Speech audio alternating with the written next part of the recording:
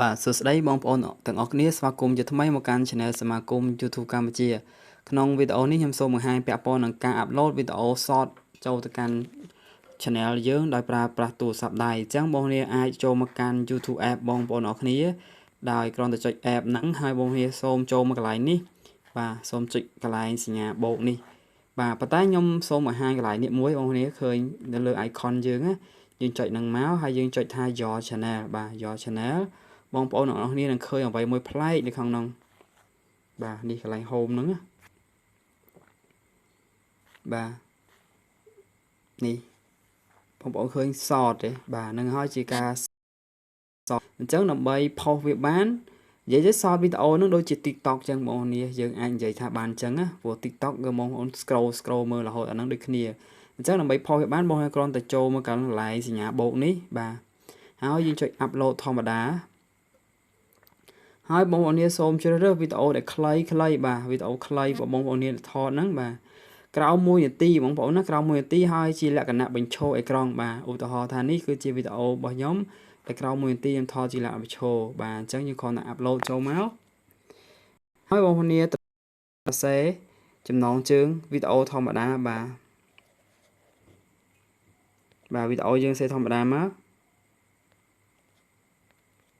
Amazing Kid ចឹងមកណា play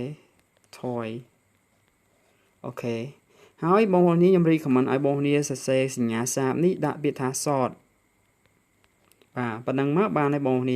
ហើយនេះគឺ description ហើយនឹង tag អីបងប្អូនអាចដាក់ធម្មតាចឹងបានបងប្អូនណាដាក់ចឹងក៏បានដែរអត់អីទេ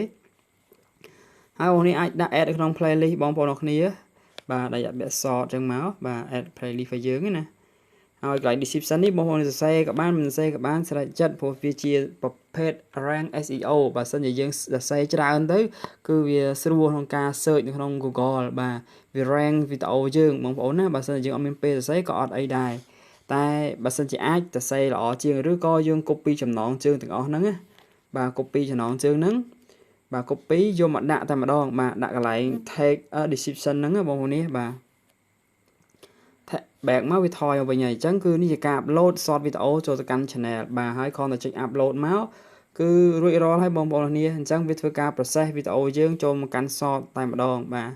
ដែលយើងលើក short វីដេអូនេះបើសិនជា channel ថ្មីឥឡូវហ្នឹងបង្កើតមកគឺ short វីដេអូឡើងមកតែម្ដងប៉ុន្តែ channel ចាស់ត្រូវតែចុចឲ្យវាឡើងបាទអូខេបាទតែប៉ុណ្្នឹងទេគឺ short វីដេអូវាឡើងអូតូម៉ាទិកហើយបងប្អូននេះកំពុងតែ upload ណា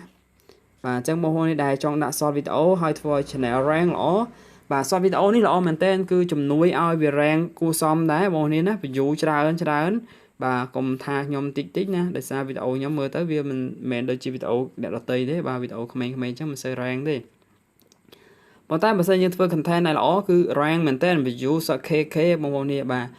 អរគុណច្រើនសង្ឃឹមថាបងប្អូននឹងចាប់ផ្ដើមធ្វើ short វីដេអូទាំងអស់គ្នាព្រោះឥឡូវនេះ YouTube កំពុងតែដុតដៃដុតជើងក្នុងការ upgrade នៅ short វីដេអូនេះដើម្បីវិវត្តទៅការរកលុយផងដែរ